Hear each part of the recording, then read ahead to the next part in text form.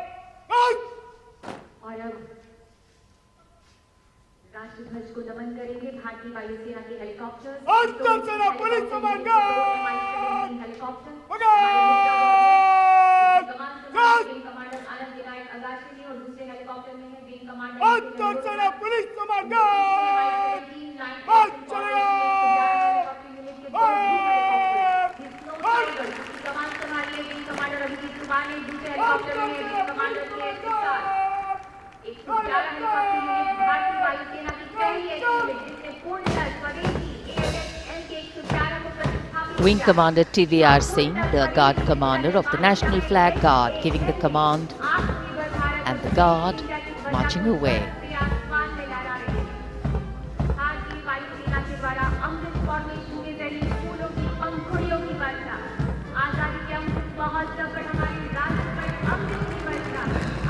और आकाश में Mi-17 helicopters कार्यक्रम स्थल के नजदीक आते हुए और पुष्प वर्षा कर रहे हैं आकाश से।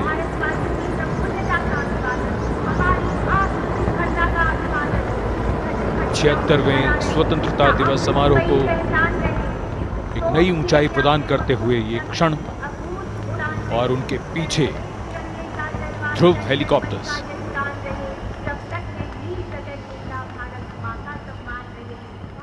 Standing applause for the showering of flower petals.